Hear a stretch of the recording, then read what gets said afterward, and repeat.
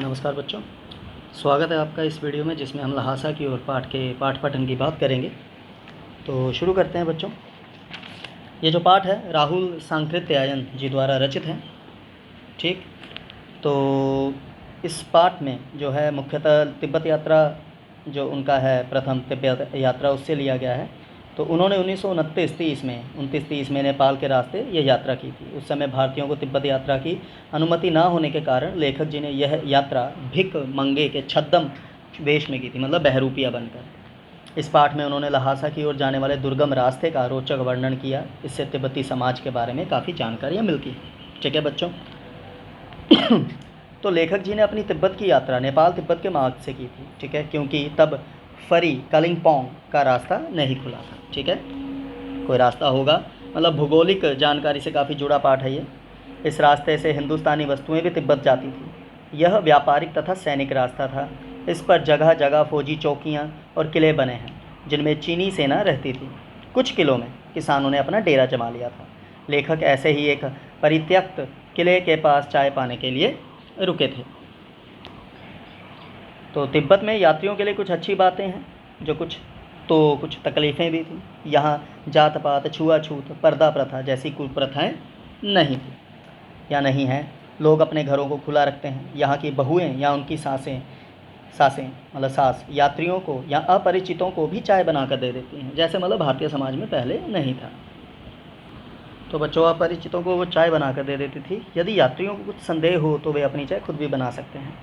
उस परित्यक्त चीनी किले से चाय पीकर जब लेखक चलने लगे तो उन्होंने राहदारी मांगने वाले व्यक्ति को दोनों चिटें दे दी। तो थोंगला के आखिरी गांव में उन्हें मित्र सुमति के जान पहचान के लोग मिले। सुमति बौद्ध भिक्षु रहे। इस कारण लेखक जी को ठहरने की अच्छी जगह मिल गई।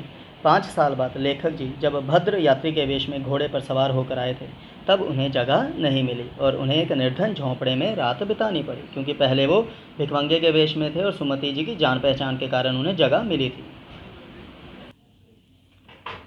तो अब लेखक जी को सबसे विकट डांगा या डांडा थोंगला पार करना था। 16-17 हज़ार फीट ऊंचाई पर स्थित ये डांगे सबसे खतरनाक जगह हैं। उनके आसपास कोई गांव नहीं होता है। नदियों के मोड़ और पहाड़ों के कोनों के कारण दूर तक आदमी नहीं दिखते हैं।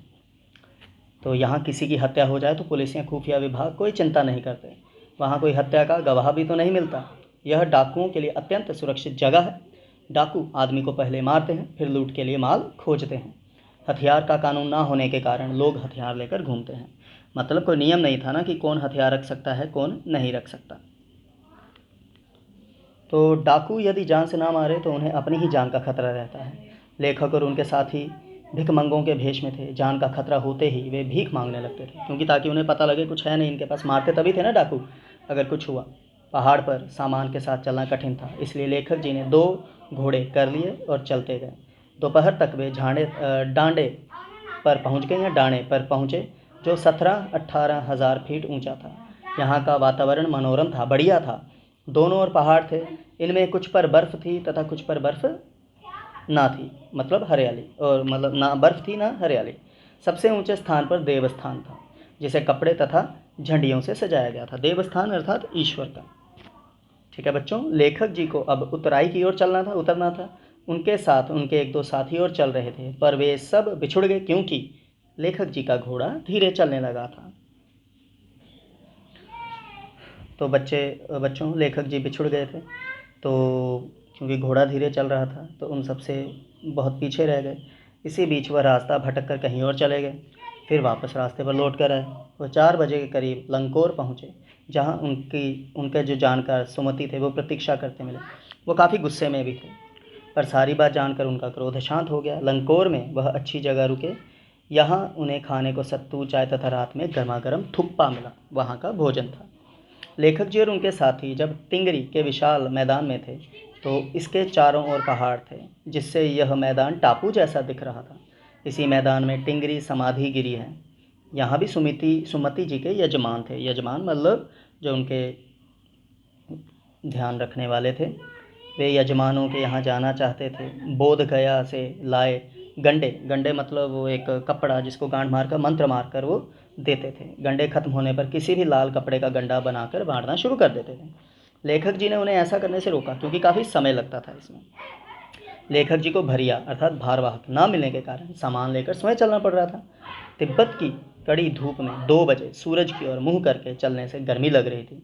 सुमति जी अपने एक यजमान से मिलना चाह रहे थे।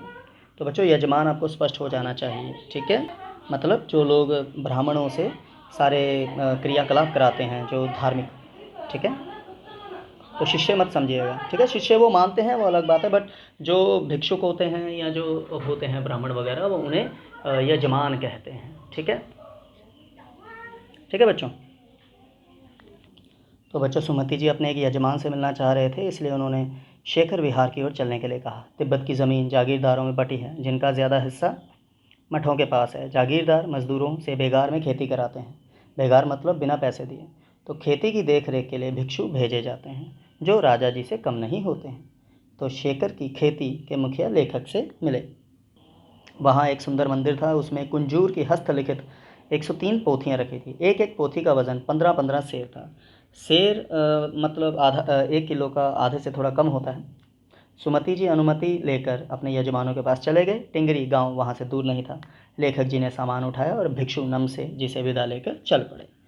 तो बच्चों, ये पाठ पठन था। धन्यवाद।